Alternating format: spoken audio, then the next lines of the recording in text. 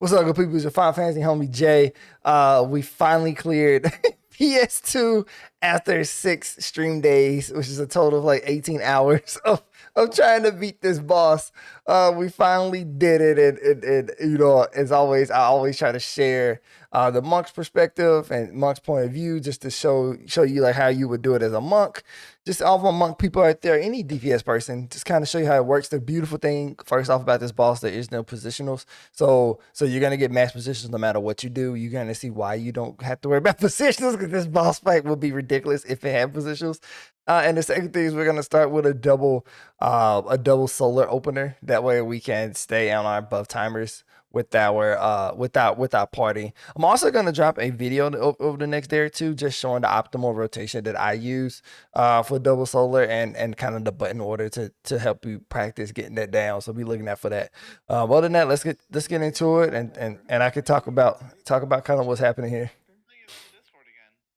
As always, make sure that you have not brotherhood, but make sure you have your chakras maxed and you're starting off in formless shift. Just kind of hang with the party. You should get your brotherhood out after about 4 or 5 GCDs. So you want to make sure you get your, if we're looking at it, if I'm showing you the perspective here, you want to make sure that you get your brotherhood out right after your first bootshine, brotherhood into your, you want to make sure you get your brotherhood off before you go into your first masterful blitz here. That should help line everything up. Ooh, this fight was a pain in the butt. There's a lot of damage here. Mercus Depths is your damage, is your wave ride damage. There is a tank buster here that tends to happen. It's a double tank buster, but for this purpose, our tank was just using Invuln and just single tanking it. As you see, we're just staying in our double Phoenix. We've done Phoenix twice. This is the first big AoE mechanic. I always use Feint here as monk. This will be more of like just kind of knowing what your party's gonna do. But for good practice, you can always use your Feint doing Sewage Deluge and make sure that it helps out a lot, because there's a lot of damage. So Sewage Deluge is a good idea to use Feint. If you're in the party finder, just use it during Feint. If you're with a static, then y'all can coordinate accordingly. So for this mechanic here, there is so after the water hits, this is kind of like the normal. The water is bad. No water. No water. You don't want to be in the water.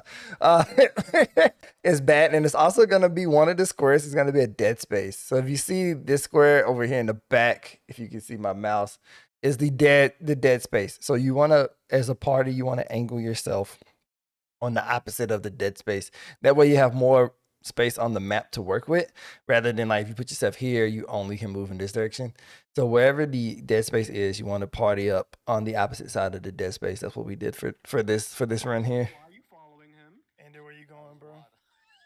Dude, there's so many sheep.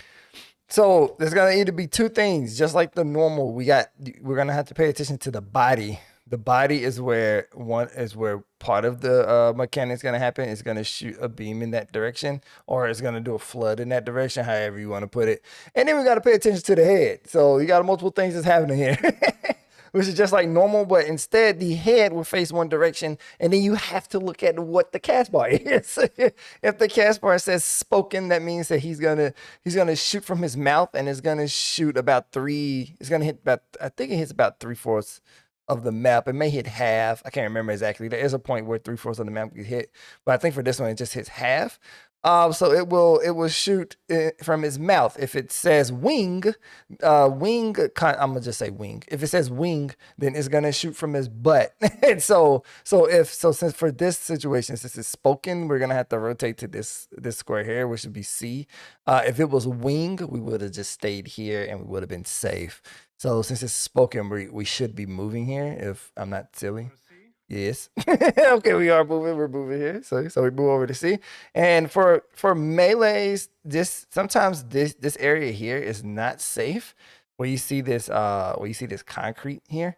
Sometimes this isn't safe. So the safest spot to be is right at the corner of this drain. I would say northwest of the drain. If you always look at this north, but right at the corner of the drain, this is the max melee, and it's gonna keep you super safe. So you can always max melee here for your uptime if you want to hang out there.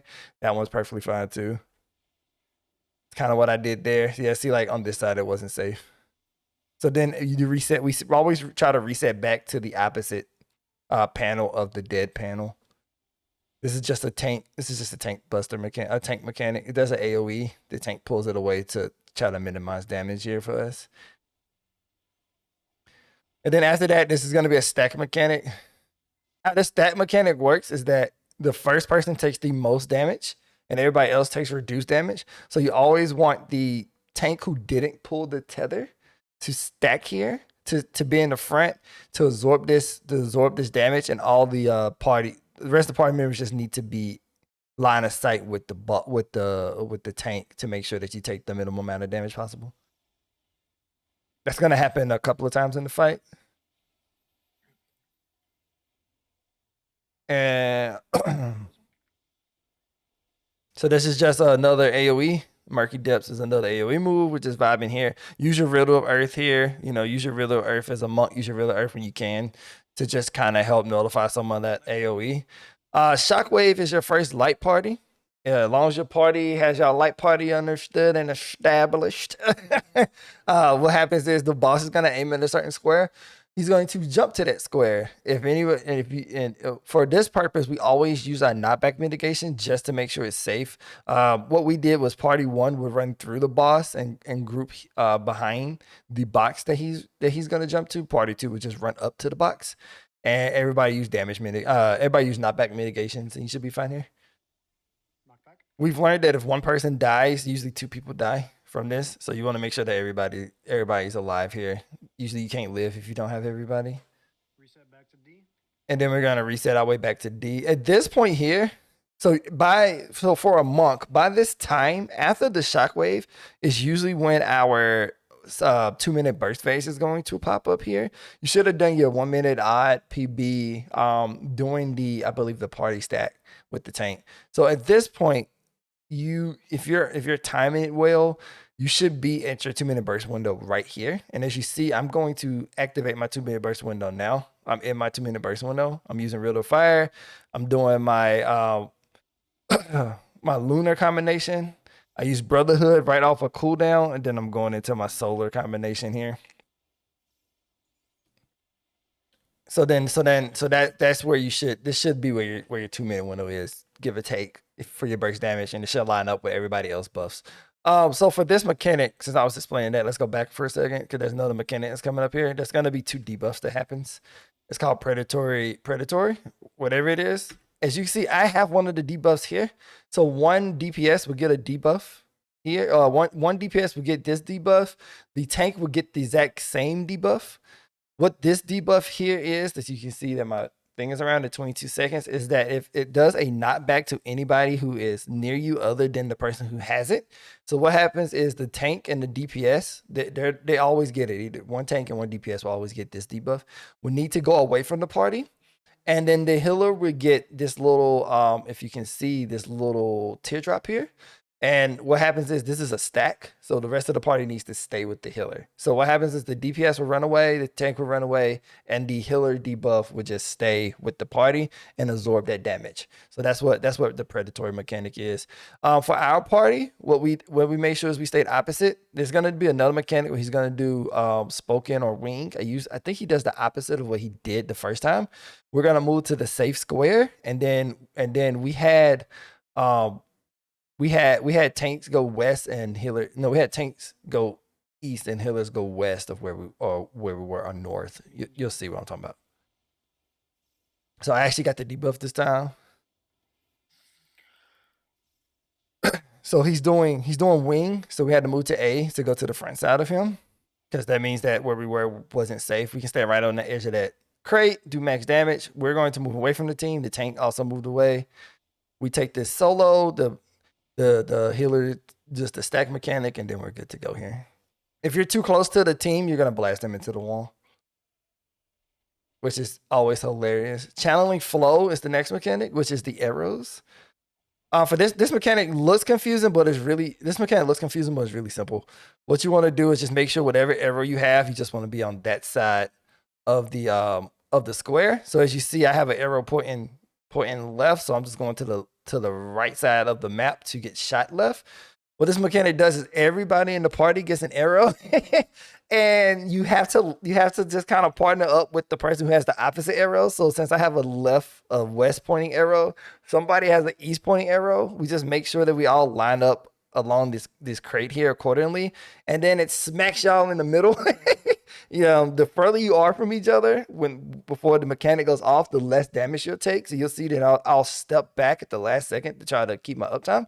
And then that's pretty much what this mechanic is. Y'all high five each other in the middle and everybody keeps going. You too close, you murder each other. That's pretty much what this mechanic is. So you see everybody's kind of just lining up.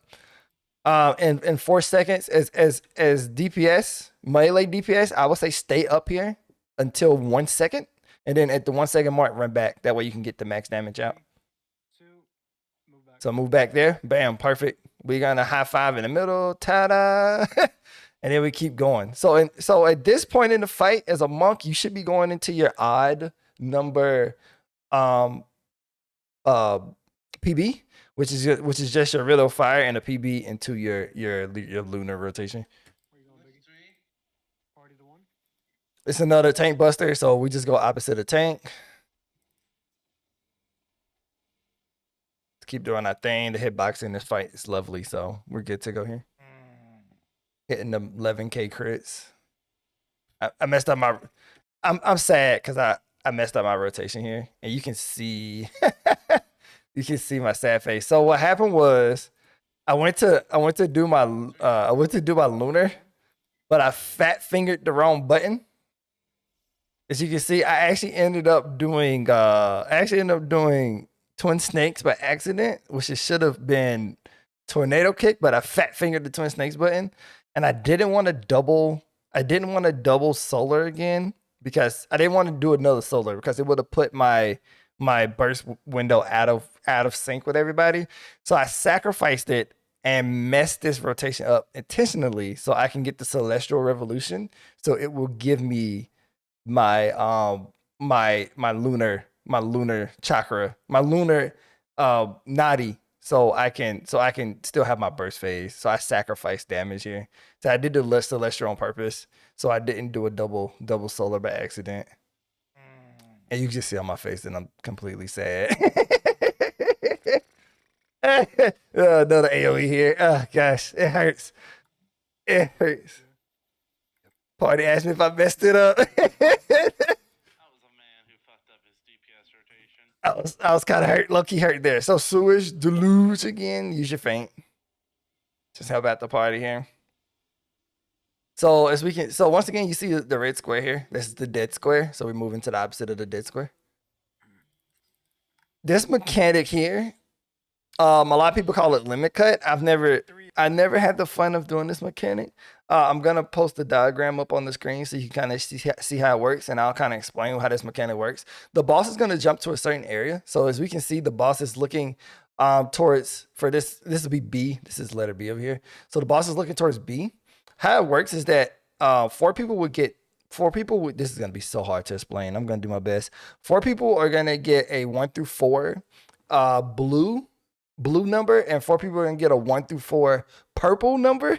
The purples are triangles, the blues are squares. So if you have a square, that means that you're gonna either be on the panel behind the boss, or you're gonna be on the panel in front of the boss where the boss is gonna jump. If you have a purple, it means you're gonna go to one of the drains in the middle.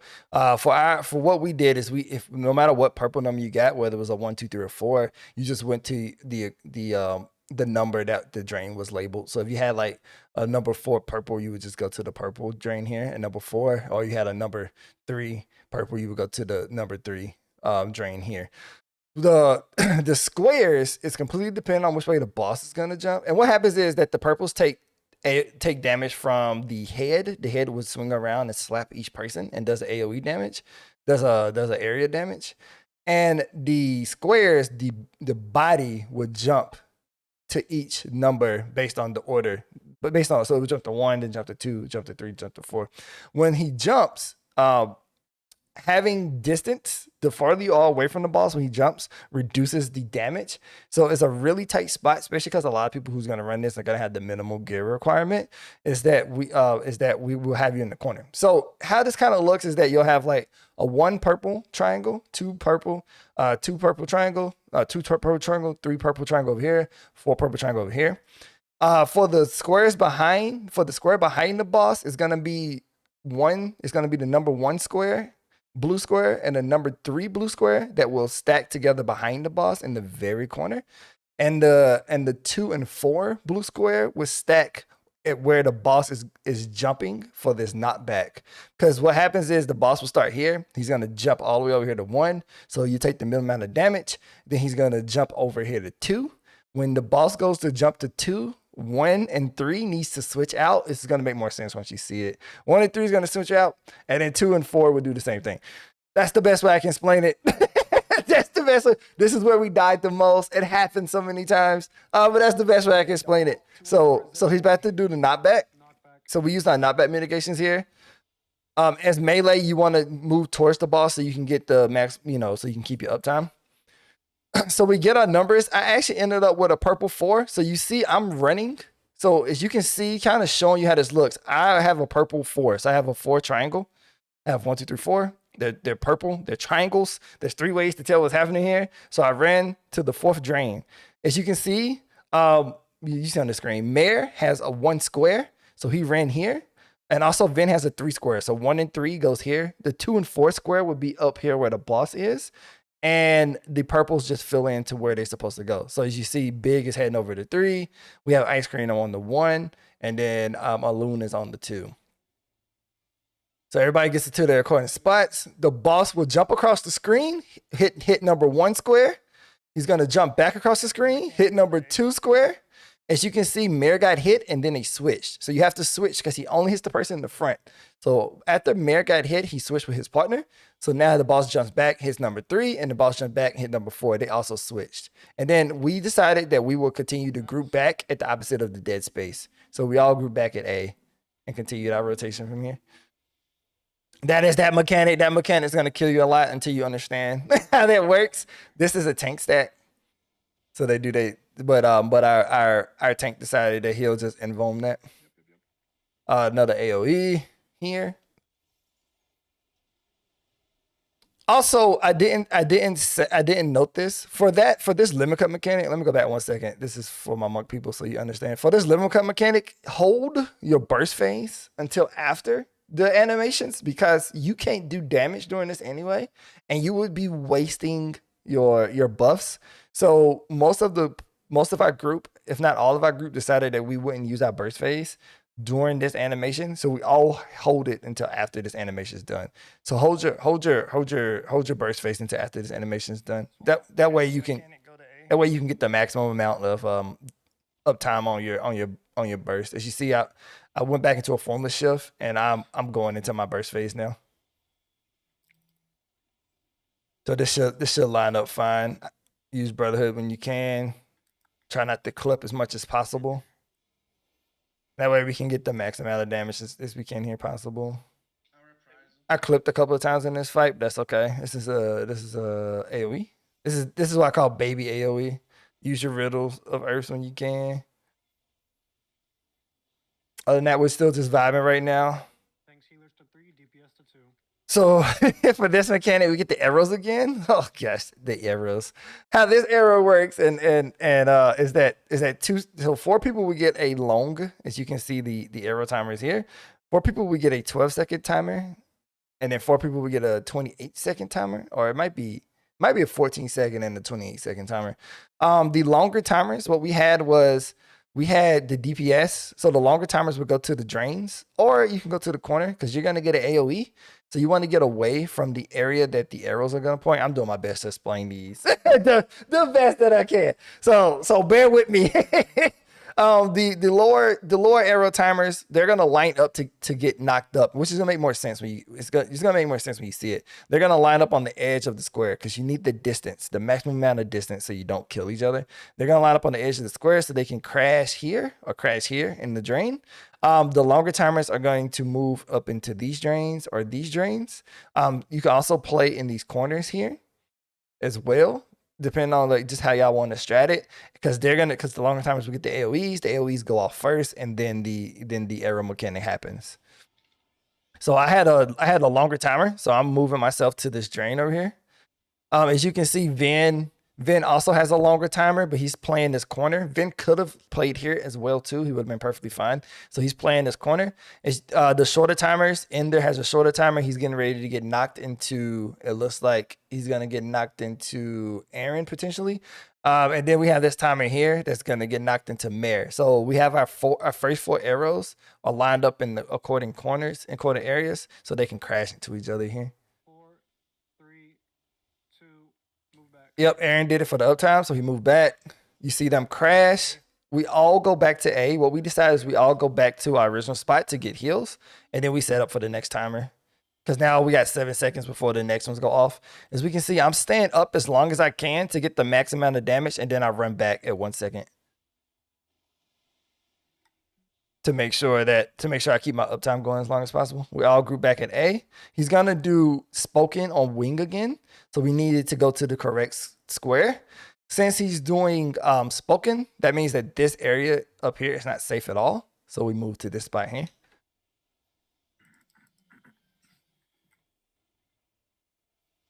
I'm trying to tell y'all this fight. Oh gosh. We should be, that's an odd number. We should be starting to prep for our 2-minute burst phase here. We use limit breaker here because this boss has a tight DPS like check. We actually hit enrage a few times and didn't make the check. So we actually use our LB3 at this point of the fight. As soon as you get the chance, use your LB3 here. 35 seconds. Me and Vin. So we got so this part is what's happening is we're getting we got the debuffs again. The ones where the healer will get a debuff where the party needs to stack. A tank and DPS will get a debuff where they need to get away from the party. But this one requires a little more work. I might have a diagram for it. I might throw it up here. If not, I'll try to explain how it works. So the head will detach.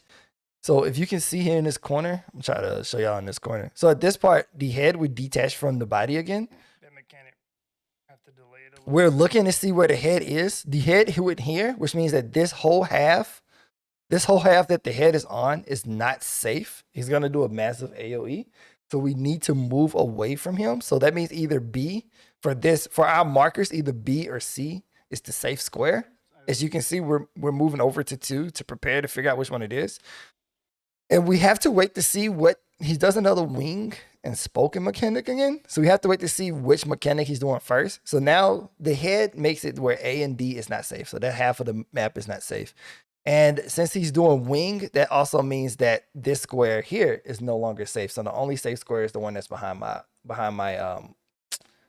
camera over here, which you'll see us move into. So now since we have these debuffs, we know which square is safe. So we're moving to the safe square. The healer will stay with the party because they have their debuff. So they stay with the party.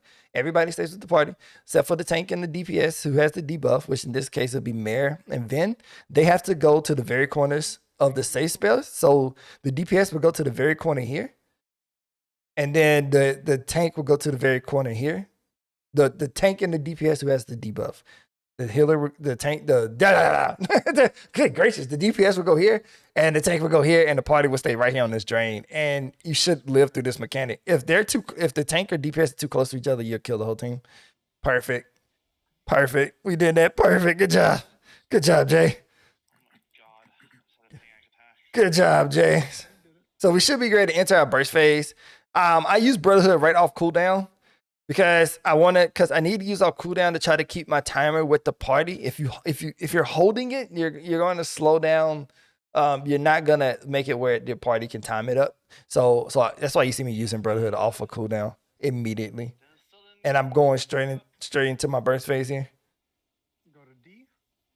I just used Riddle of Fire late, and that was fine. Brotherhood is the one that I need to make sure. He's doing Sewage Eruption.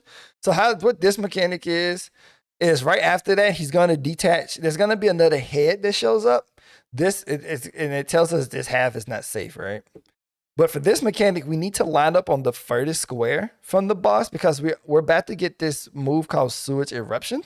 What Sewage Eruption does is that it puts an AoE under every single person's feet. So what you want to do is stack up and then move as a unit to the right and around the map, and then we're spread out for the spread mechanic. So that's why you see us aiming here, because we want to move into the safe half of the map to be able to finish the mechanic. If we started here and move this way, we would end up dying. So we need to start the furthest area where he's going to hit and then move away. Just finished my burst phase right before the mechanic, so we're all moving. And then there's a spread mechanic. Regroup at A after this? Our party always decided that we would regroup back at the A square, and the tank would take the tether away from us as he goes through. I'm just grouping at A, sorry. Whenever there's a tether mechanic, there is also the tank stack mechanic where the tank needs to be in the front. He's gonna shoot the beam, and then everybody takes reduced damage. So that's kind of like your sign there. It's usually right after the tether. So that's why we stacked there. So we had to stack again. Double impact is just another tank buster. That doesn't work like that. Yeah, it doesn't work like it. Yep, it doesn't work like that. That's why we all group at the drain, and then we just. Murky Depths is the AoE. Man, we're just trying to stay as close to the boss as possible, just so we can keep our uptime. Our max melee will be at the very top of the drain here. So I'm in my odd window. Odd window PB. Sewage Deluge won't use faint here because it's the big boy damage. That one hurts. So we see that A was not the safe square, so we moved over to D. Oh, not A, B. B was not the safe square. So the water's back up. So this is the last, almost the last mechanic. There's 2 mechanics left. This one and the next one. So he does the arrows again. This is the 14 timer and the 28 timer. So he does this again. But this time what happens is there are no AoE drop-its. So the longer timers will group here at the max melee range of the drain, which is right here. The tank will have to take the tether away from the party. So as far as the tank, we're not tanking, so we ain't got to worry about the tether, but I'm just explaining how the mechanic will look. The tank would take the tether away. Once the tank takes the tether away, the rest of the long numbers, the 28 counts, will move to the corner because the 14 arrows need to get ready to collide. If you're in the way of the collision, it will kill you. So as you see, we're all gonna creep up to the very edge of the square. So the lower numbers can do their mechanics. So all the long numbers will stay together. You see the short numbers are moving to their spot. Big leaves. And then the whole party moves up or moves back. So the melees moves up to the corner, and our range decided they'll move back to the corner here. So they moved all the way back, and we moved all the way up. So that way these arrows have the space to do their collision here. So this is how you kind of want to line this up. Right after the collision, the tank buster would do a massive AoE that's gonna hurt us, and then there is the tank line. There's the tank line stack where the tank needs to be in the front. What we decided to do here as a party is that we used LB1's tank limit break to really help reduce a lot of this damage, because this is a really hard healer check here. There's a lot of healing that needs to happen. So we used our LB1 tank here to just help mitigate a lot of this damage. So he just LB'd right there just to help mitigate the damage. They take the hit. We all group. Mare goes to the front of the party. The tank without the tether goes to the front to absorb this damage. There we go. Next arrows now. So then the second group of arrows need to line up. So as you see, I have about 3 seconds. I just sprinted over there because it's a really tight window. I could have probably got another GCD off, but I didn't want to accidentally kill us. So I instantly just went to my next spot to get ready for the hit. Okay, no, I did get it. Okay, no, I did get it off. I did get it off. I did greed. But I got it. We in there. Let's go. Let's go. Let's go. Leave it to Jay to greed. Leave it to Jay to greed. I did it. I did it, mama. So I'm in my burst phase again now with Riddle, Fire, and Brotherhood. All right, so we're coming up on the last mechanic. The boss is dying. So the last mechanic is the stacked AoEs, but this time we have the water and we won't have to spread. So we're gonna do the same thing. We're gonna figure out where the head is. We're gonna be at the farthest square from the head. So that way we're gonna rotate right. And we're gonna stay stacked as a group so we can do the AoE mechanic again. The Sewage Eruption. So now we know that the AoE mechanic is coming. So we're gonna move as a group to the right. While not touching the water. Do not touch the water or you're gonna die. So we go to the very edge, just like that. Boom, perfect. And now, so we have light party. Light party is the very last one. So Shockwave lets you know that's a lock party, a light party. For us, one always went through. So one was stacked here, the light party was stacked here, the two light party stacks here. One goes through the boss. Knock back now. And then we use our knockback. Over here. Thank you. Perfect.